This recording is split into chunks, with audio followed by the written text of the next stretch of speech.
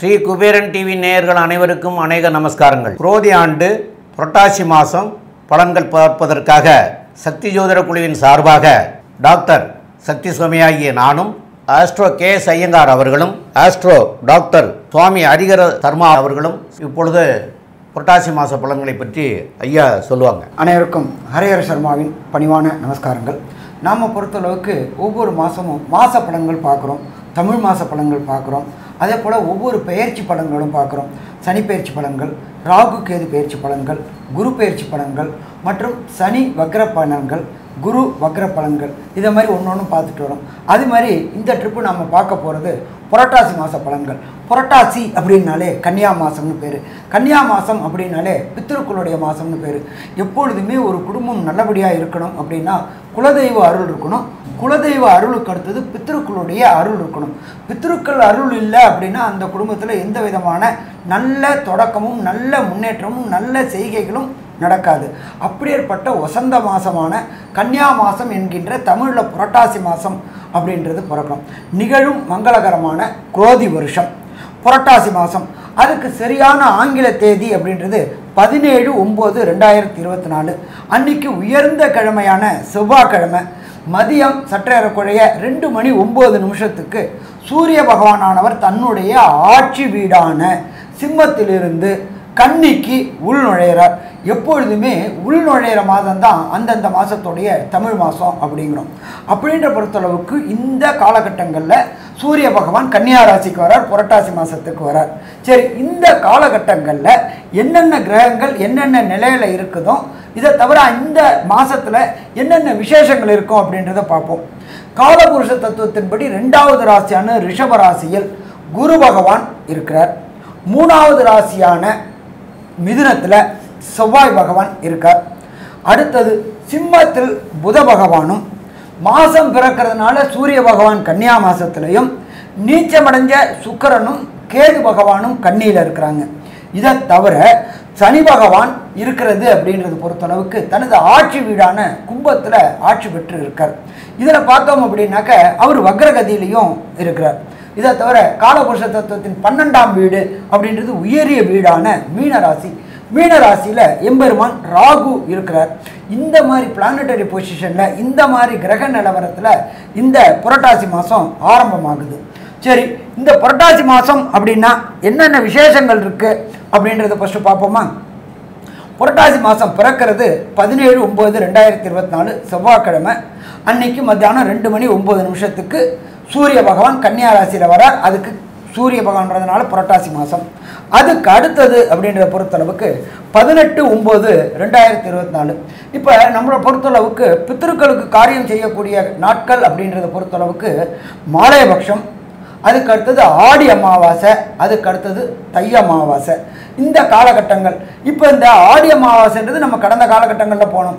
அது அயனம் மாறக்கூடிய காலகட்டங்களில் உத்தராயணத்துலேருந்து தட்சிணாயணம் மாறக்கூடிய காலகட்டம் அப்படின்றது அந்த காலகட்டங்களில் சூரிய பகவான் இருக்கிறது கர்க்கடகத்தில் இருப்பார். அதனால் அந்த சூரியன் அயனம் மாறக்கூடிய காலகட்டங்களில் பித்திருக்களுக்கு உண்டான தர்ப்பணங்களும் புனித காரியங்களும் செய்யக்கூடிய காலகட்டங்கள். அதுக்கு அடுத்தது வருது புரட்டாசி மாதத்தில் மகாலய அமாவாசை.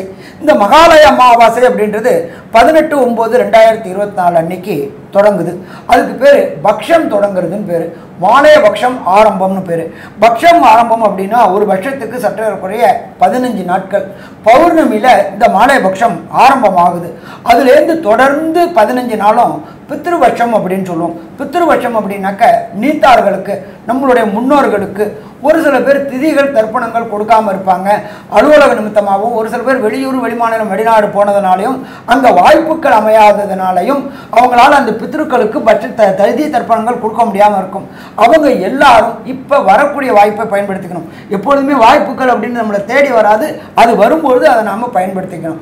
அப்படி வரக்கூடிய மாலை பட்சம் ஆரம்பம் ஆகிறது அப்படின்றது 18/9/2024 பக்ஷம் ஆரம்பம்.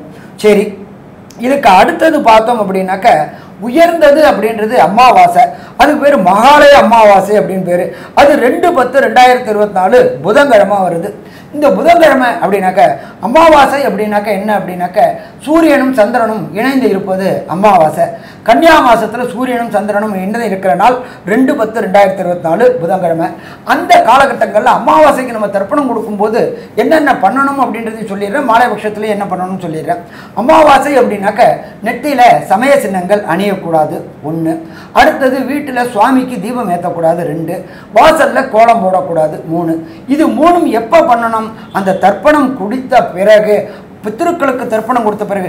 எப்பொழுதுமே இந்த தீபம் எரிஞ்சாலும் சரி, வீட்டில் கோலம் போட்டிருந்தாலும் சரி, நெத்தியில் சமய சின்னங்கள் இருந்தாலும் சரி, பித்திருக்கள் நம்மளுடைய வீட்டிற்கு வரமாட்டார்கள். அப்போ தெய்வம் வரக்கூடிய காலகட்டங்கள். அப்போ பித்திருக்களை ஃபஸ்ட்டு வரவேற்றுட்டு அமாவாசை தர்ப்பணங்களை கொடுத்துட்டு எள்ளு நெல் அக்ஷத தர்ப்பணத்தை கொடுத்துட்டு அதுக்கப்புறம் இந்த 3 காரியங்களும் செய்யலாமா? 3 காரியங்களும் செய்யலாம். அப்போ இத்தனை காலகட்டங்கள், சாமி நான் இதை மாதிரி வெளியூர் வெளிமாநிலத்தில் இருந்தேன், எனக்கு அங்கே ஆறு குளங்கள் நதிக்கரைகள் இல்லை, அங்கே தர்ப்பணம் பண்ணுறதுக்கு வச்சு கொடுக்க வாத்தியார் இல்லை, ஐயர் இல்லை அப்படின்னு நினச்சிட்டு இருந்தவங்க எல்லாருமே இந்த மாலை பட்சத்தில் கொடுக்கலாமா? கண்டிப்பாக கொடுக்கலாம். சரி, இதுக்கு அப்புறம் ஒரு சில பேருக்கு எங்கள் அப்பா அம்மா எங்கள் தாத்தா பாட்டி இறந்த திதியே தெரியாது, இறந்த நாள் தான் தெரியும் அப்படின்னு நினைக்கிறவங்களுக்கு 21/9/2024 அது என்ன அப்படின்னு கேட்டிங்கனாக்க மகாபரணி அப்படின்னு பேர். இந்த மகாபரணி நட்சத்திரம், மகாபரணி அன்னைக்கு யார் யாருக்கு இறந்தவங்க நாள், இறந்தவங்க திதி, இறந்த நேரம் எதுவுமே தெரியாதவங்க, நான் வெளியூரில் இருந்தேன், அப்பா எப்போ இறந்தாங்க, எப்போ ஜீவன் போணுச்சுன்னு தெரியாதவங்க அத்தனை பேரும் கொடுக்கக்கூடியது அப்படின்றது மகாபரணி அன்னைக்கு திதியும் தர்ப்பணமும் கொடுத்தா. சரி, இந்த திதி தர்ப்பணம் எங்கே கொடுக்கணும் அப்படின்னாக்க புனித நதிகளாக, அதாவது கங்கை, காவேரி, வைகை இதை மாதிரி இடத்துல கொடுக்கலாம். அதே போல் முக்கூடர்கள் கூடக்கூடிய திரிவேணி சங்கமத்தில் கொடுக்கலாம். அதே போல் புனித தீர்த்தங்களில் ஊரில் உள்ள ஏரி காவேரியில் கொடுக்கலாம். அப்படி எதுவுமே இல்லை சாமி எங்கள் இடத்துல அப்படின்னா வீட்டில் உள்ள கிணறுக்கு பக்கத்தில் அதுவும் ஒரு நீர்நிலை தான், அதுலேயும் கொடுக்கலாமா? கொடுக்கலாம். சரி, இதுக்கு அடுத்தது பார்த்தோம்னாக்க 25/9/2026 மத்தியாஷ்டமி. இந்த மத்தியாஷ்டமி அப்படின்றத பொறுத்தளவுக்கு திதி தர்ப்பணங்கள் தெரியாதவங்க, திதி தர்ப்பணங்கள் கொடுக்காதவங்க, நாங்கள் எங்கள் இதில் இது மாதிரி பண்ணலை அப்படின்னு நினைக்கக்கூடியவங்க அத்தனை பேரும் இந்த 25/9/2026 அன்னைக்கு மத்தியாஷ்டமி அன்னைக்கு இந்த திதியும் தர்ப்பணமும் கொடுத்தா நம்மளுடைய கோத்திரதாயாதிகள் அப்படின்னா சட்டப்படி 64 கோத்திரதாயாதிகள் நம்ம கயாவில் போயிட்டு பல்குர்ணி தீர்த்தத்தில் என்ன பண்ணுவோம் அப்படின்னாக்க 64 பிண்ட பிரதானம் பண்ணுவோம். 64 கோத்திரதாயாதிகளுக்கும் பிண்ட பிரதானம் பண்ணுவோம். அது 3 பிண்ட பிரதானம் ஆக்கி ஒரு பிண்ட பிரதானத்தை கோ அப்படின்னாக்க சகல தேவதைகளும் வாசம் செய்கிறது கோவுக்கு கொடுக்கும்போது நம்மளோட பித்திருக்களுக்கு ஆசீர்வாதங்கள் கிடைக்குது. அதுக்கு அடுத்தது 2 பிண்ட பிரதானத்தை விஷ்ணுவோட பாதம், எல்லாமே நாராயணா சமர்ப்பயாமே அப்படின்னு சொல்கிறது, நாராயணனுக்குள்ளார தான் எல்லாருமே ஐக்கியமாகும். அப்போ அந்த விஷ்ணு பாதத்தில் 2 பிண்டம் வைக்கும்பொழுது நம்மளுடைய கோத்திரதாயாதிகள் அத்தனை 64 கோத்திரதாயாதிகளும் பரமபத வாசலுக்கு போகக்கூடியது. இத்தனை நாளாக அவங்க நம்மளோட வீட்டையே சுற்றிக்கிட்டு இருப்பாங்க. வீட்டில் சுற்றக்கூடாது. ஏன் அப்படின்னு கேட்டிங்கனாக்க வீட்டில் தெய்வம் வாசம் செய்யணுமே தவிர எக்காரணத்தை கொண்டு பித்திருக்கள் அந்த திதி கொடுக்குற அன்னைக்கு வந்துட்டு போனோம், மற்ற நாள் வரக்கூடாது. சரி, இதெல்லாம் முடிஞ்சு போச்சு, பித்திருக்களுக்கு எல்லாம் முடிஞ்சு போச்சு. அடுத்தது சுப நிகழ்வு எல்லாம் ஆரம்பமாக போகுது. எப்போ சுப நிகழ்வு ஆரம்பமாக போகுது? 11/10/2024 நமக்கு வெள்ளிக்கிழமை அன்னைக்கு சரஸ்வதி பூஜை. நம்மளுடைய தொழில் சிறக்கணும், நாம் செய்கின்ற வேலை தொடர் முன்னேற்றம் இருக்கணும் அப்படின்னாக்க சரஸ்வதி பூஜை அன்னைக்கு. அதே நாள்லேயே ஆயுத பூஜையும் இருக்குது. நாம் செய்கின்ற ஒவ்வொரு கருவியும், எழுத்தாளராக இருந்தால் அவங்களுக்கு பேனா, விவசாயி இருந்தால் ஏறு, இது எல்லாத்துக்கும் பூஜை செய்யக்கூடிய காலகட்டங்கள் 11/10/2024 வெள்ளிக்கிழமை. சரி, அதுக்கு அடுத்தது 12/10/2024 அன்னைக்கு விஜயதசமி, முக்கியமான நாள். படிக்கிறக்கூடிய குழந்தைகள் அத்தனை பேருக்கும் புஸ்தகத்தை வச்சு பூஜை பண்ணி அன்றைக்கி வித்யா ஆரம்பம், அன்றைக்கி தான் குழந்தைகள் புதுசாக சேரக்கூடியவங்களுக்கு வித்யா ஆரம்பம் என்ற நாட்களும் தொடங்கக்கூடிய நாள். அப்போ இத்தனை வசந்த காரியங்களும் இந்த கன்னியா மாதம் என்கின்ற புரட்டாசி மாதம் வருது. சரி, இப்போ இதில் பொறுத்தளவுக்கு ஒவ்வொரு ராசிக்கும் என்னென்ன நற்பலன்கள், என்னென்ன பரிகாரங்கள் அப்படின்றத பார்ப்போமா? கும்பராசி நேயர்கள், அதாவது அவிட்ட நட்சத்திரம் 3-4 பாதங்களும், சதய நட்சத்திரம் 1-2-3-4 பாதங்களும், பூரட்டாதி நட்சத்திரங்களில் 1-2-3 பாதங்களும் கொண்ட இந்த 9 பாதம் கொண்டவர்கள் கும்பராசிக்காரர்கள். உங்களுடைய ராசிநாதனாகிய சனி பகவான் ராசியிலே இருக்கார். அதாவது ஜென்மச்சனின்னு சொல்லுவாங்க. இருந்தாலும் ஜனனகால ஜாதகத்தில் உங்களுக்கு நல்ல இடத்துல சனி இருந்தாலோ, சனி திசைகள் நல்ல இடத்துல இருந்து நடத்தினாலோ இந்த சனி திசையினால் எந்த விதமான பாதிப்பும் வராது. ஆனால் கோச்சார ரீதியில் இருக்கக்கூடிய சனி சின்ன சின்ன தொல்லைகளை கொடுப்பார். அதுலேயும் 2ல் வாக்குஸ்தானத்தில் ராகு இருக்கார். அப்போ வாக்குஸ்தானத்தில் ராகு இருக்கிறதுனால கொஞ்சம் கவனமாக பேசுகிறதும் நல்லது. அதேமாரி உங்களுடைய 2க்கு அதிபதி 4ஆம் இடத்துல குரு இருக்கார், 3க்கு அதிபதி 5ஆம் இடத்துல இருக்கார். இப்போ இவங்கெல்லாம் இப்படியெல்லாம் இருந்தாலும் இவங்க உங்களுக்கு நற்பலனே செய்யக்கூடிய வாய்ப்புகள் மிக அதிகமாகவே இருக்குது. அதுக்கு காரணம் என்ன அப்படின்னு கேட்குற போது, குரு உங்களுடைய 7ஆம் பார்வையிலர 10ஆம் இடத்தை பார்க்கிறார். அப்போ 10ஆம் இடம்ங்கிறது தொழில்ஸ்தானம். அப்போ அந்த தொழில்ஸ்தானத்தை பார்க்குற காரணத்தினாலையும் அதனால் இந்த தொழிலெலாம் நல்ல விதமாக இருக்கக்கூடிய வாய்ப்புகள் உண்டு. 7.5 நாட்டு சனி ஒரு பக்கம் இருந்தாலும் உங்களுடைய ராசிநாதனாகியவரே சனியாகி போனதுனால அவர் மிக வக்கரம் பெற்றும் இருக்கிறதுனாலையும் அதிக தொல்லைகள் கொடுக்கறதுக்கு வாய்ப்புகள் மிக குறைவு. இருந்தாலும் இந்த தொழில் இந்த காலகட்டத்தில் நல்லா இருக்கக்கூடிய வாய்ப்புகள் உண்டு. மேலும் 7ஆம் இடத்துக்குரிய சூரிய பகவான் 8ஆம் இடத்துல புதனோடு சேர்ந்து ஆட்சி பெற்று போயிருக்கார். அப்போ புதன் அவருடைய வீட்டில் ஆட்சி பெற்றாலும் உச்சம் மூலத்திரிகோணம் அப்படிங்கிற ஸ்தானத்தையும் அங்கே பெறுறார். 2வது உங்களுடைய ராசிக்கு சுக்கிர பகவான் அப்படின்னு சொல்லக்கூடிய ஒரு 9ஆம் இடத்துக்கு அதிபதி, அவரும் 9ஆம் இடத்திலே இருக்கார். அதாவது புரட்டாசி மாதம் 3ஆம் தேதியிலிருந்து புதனும் சுக்கிரனும் ஆட்சி பெற்ற நிலை. அப்போது இந்த ஆட்சி பெற்ற நிலையில் இருக்கிறதுனால இந்த சூரியனும் ஆட்சி பெற்ற நிலைக்கு சமம். ஏன்னா புதனோடு போய் சேர்ந்து ஆதித்ய யோகம் பெறக்கூடிய வாய்ப்பு இருக்குது. மேலும் ஆட்சி பெறக்கூடிய வாய்ப்பு. 8ஆம் இடத்துல சூரியன் புதன் 2 பேரும் ஆட்சி பெற்ற நிலையில் இருக்கிற போது திடீர் பண வரவுகள் வரக்கூடிய வாய்ப்புகளையும் ஏற்படுத்தி கொடுப்பார். பாக்கியஸ்தானாதிபதியும் பாக்கியஸ்தானத்திலே இருக்கிறதுனால திடீர் பண வரவுகளையும் ஏற்படுத்தி கொடுக்கக்கூடிய வாய்ப்புகளும் உண்டு. இந்த 7ஆம் இடத்து அதிபதி 8ஆம் இடத்துல இருந்தாலும் ஆட்சி பெற்றதுக்கு சமம் அப்படின்னு சொல்கிறோம். அப்போது அந்த 8ஆம் இடத்தை குரு பகவானும் 5ஆம் பார்வையில் பார்த்துருக்கார். அதாவது 7ஆம் இடத்துக்குரிய சூரியனையும் பார்த்துருக்கார். இப்போ களத்திர காரகனாகிய சுக்கிரனும் ஆட்சி பெற்று போய் உங்களுடைய ராசிக்கு 9ஆம் இடத்துல இருக்கிறதுனால் திருமணம் கூடாதவர்களுக்கும் திருமணம் கூடக்கூடிய வாய்ப்புகளையும் ஏற்படுத்தி கொடுப்பார். மேலும் உள்ள விவரங்களை பற்றி நம்முடைய டாக்டர் ஆஸ்ட்ரோ கேஎஸ் ஐயங்கார் அவங்க சொல்லுவாங்க.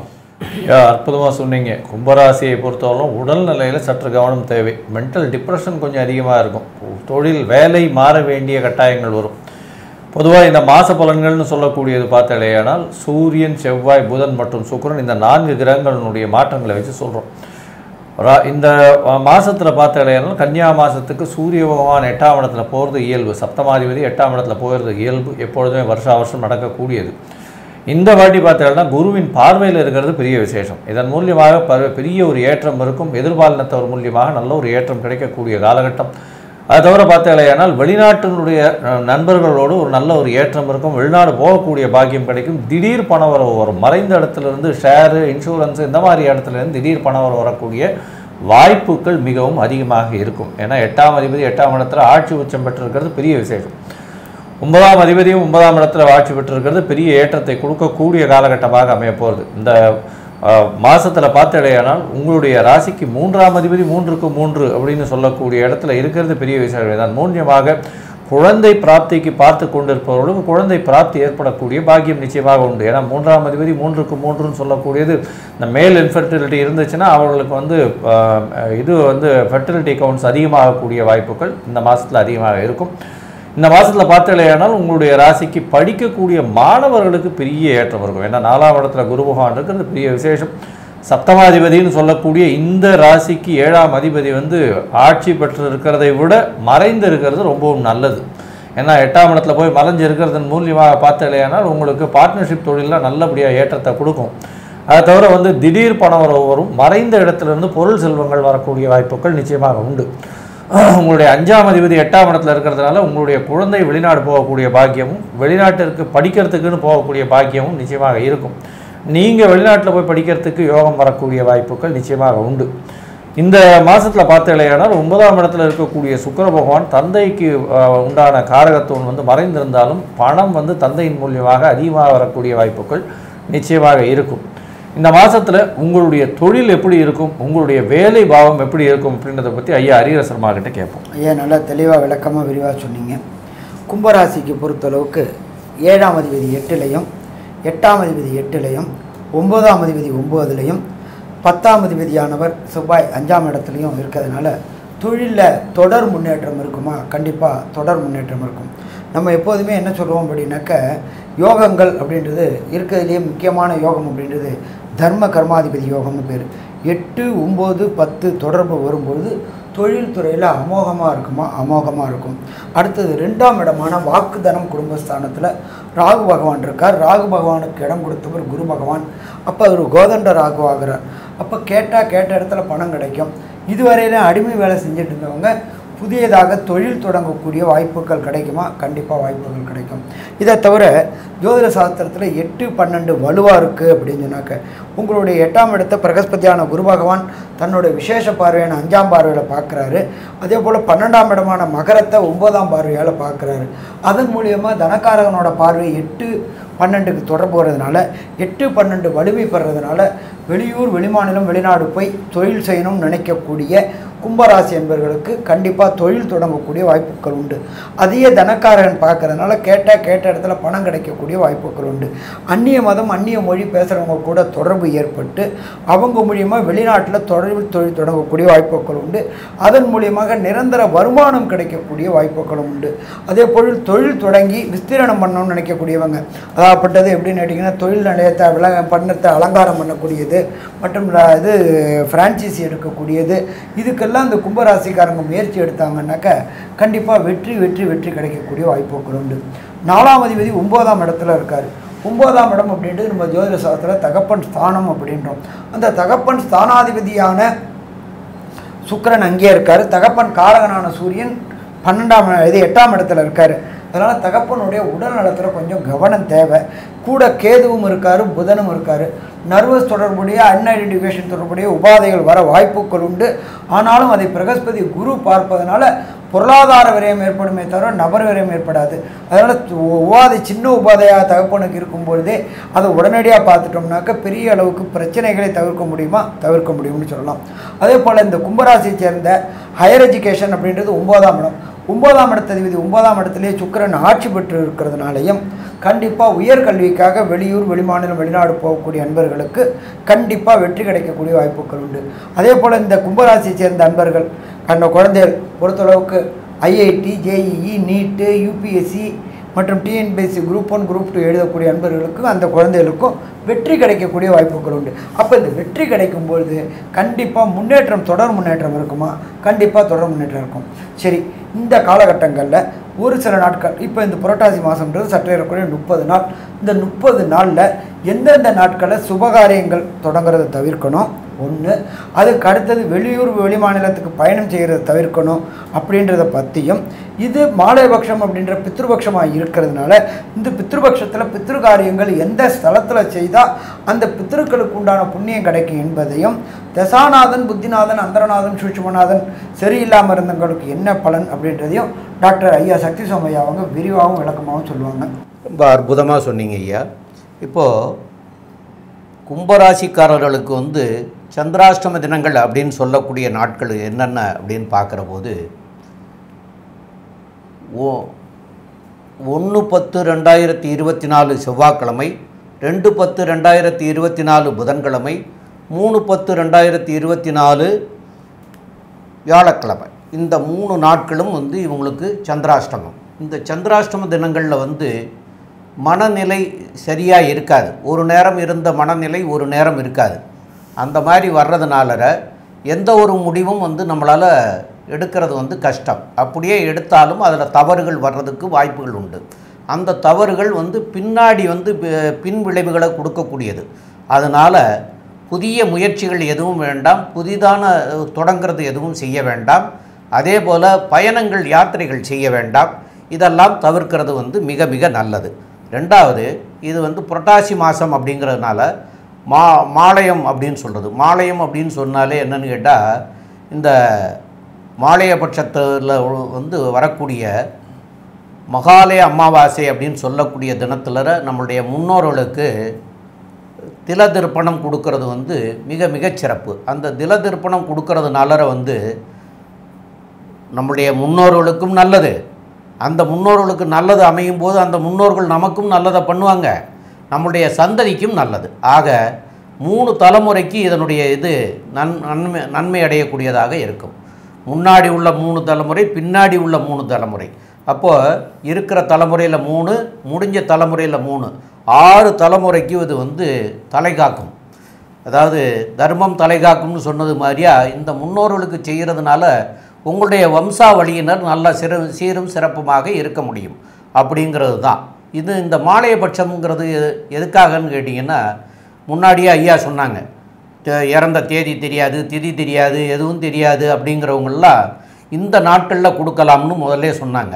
அதாவது மாலையபட்சம் அமாவாசை, மகாலய அமாவாசைன்னு சொல்லக்கூடிய நாள், மத்திய அஷ்டமிங்கிற நாள், மகாபரணிங்கிற நாளில் செய்யலாம்ங்கிறத ஐயா முன்னாடியே சொல்லியிருந்தாங்க. அது மாதிரி இந்த 3 நாட்களில் ஒரு நாட்கள் போய் கண்டிப்பாக செய்தீங்கன்னா உங்களுடைய முன்னோர்களுக்கு நல்லதாக அமையும். அதனால் உங்களுடைய குடும்பமும் நல்ல சந்ததியினரும் நல்ல விருத்தி அடையக்கூடிய வாய்ப்புகள் மிக மிக அதிகம். இப்போது ஐயா சொன்னாங்க, கோச்சார ரீதியில் சரியில்லைன்னு சொன்னால் அதுக்குண்டானதையும், இல்லை தசாநாதன், புத்திநாதன், அந்தரநாதன், சூட்சமநாதன் இதெல்லாம் சரியில்லைன்னா அதுக்கு என்ன செய்யலாம்ங்கிறதையும் சொல்லி சொன்னாங்க. அப்படி பார்க்குற போது உங்களுக்கு 4ஆம் இடத்துல குரு இருக்கிறதும் சனி உங்களுடைய ராசியிலே இருக்கிறதும் இது ரெண்டும் சிறப்பில்லை. அப்போ அதனால் சனிக்கிழமை சனீஸ்வரனுக்கு போய் வழிபாடு பண்ணிவிட்டு தீபம் ஏற்றி வணங்கிட்டு வரலாம்.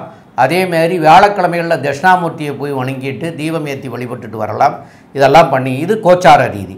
இப்போ தசாநாதன், புத்திநாதன், அந்தரநாதன்கிறது உங்களுக்கு என்ன திசை நடக்கிறது, என்ன புத்தி நடக்கிறது, என்ன அந்தரம் நடக்கிறது, இதனால் வந்து யாரால் தீமை இருக்குது அப்படிங்கிறத நீங்கள் உங்களுக்கு தெரிஞ்சால் பாருங்கள். இல்லைன்னா அருகாமையில் உள்ள ஜோசியரை போய் அணுகினாலும் அவங்க அந்த தசா புத்தி அந்தரம் இதில் வந்து எது சரியில்லை அப்படிங்கிறத சொல்லுவாங்க.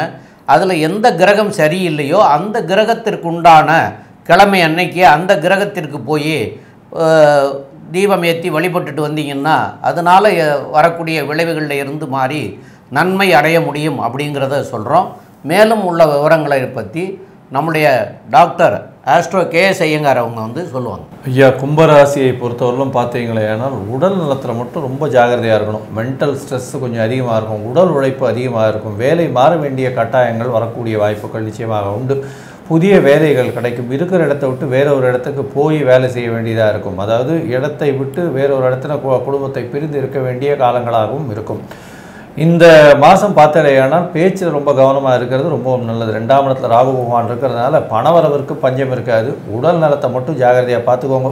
படிக்கக்கூடிய மாணவர்களுக்கு பெரிய ஏற்றம், வெளியூர் வெளிமாநிலம் வெளிநாடு போகக்கூடிய பாக்கியம் உண்டு. தொழிலில் பெரிய ஏற்றம் கிடைக்கும். பார்ட்னர்ஷிப் தொழிலில் வந்து திடீர் பணவரவு வரக்கூடிய வாய்ப்புகள் உண்டு. ஷேர் மார்க்கெட், இன்சூரன்ஸில் வந்து திடீர் பணவரவு இருக்கக்கூடிய காலகட்டமாக அமையும். இந்த கும்பராசிக்காரர்களுக்கு எல்லாமே நல்லா இருக்குது. இருந்தாலும் 7.5 சனி, ஜென்ம சனி நடக்கிறதுனால உடல் நிலையில் மிக மிக மிக மிக முக்கியமாக பார்த்து கொள்ள வேண்டியது நல்லது அப்படின்றத சொல்லி இந்த சக்தி ஜோதிட குழு சொல்லுது. நன்றி, நமஸ்காரம். ஸ்ரீ குபேரன் டிவியை பார்த்தமைக்கு நன்றிகள். மேலும் இது போன்ற தகவல்களை தெரிந்து கொள்ள ஸ்ரீ குபேரன் டிவியை சப்ஸ்கிரைப் செய்யுங்கள். மறக்காமல் பெல் ஐக்கானை கிளிக் செய்யுங்கள்.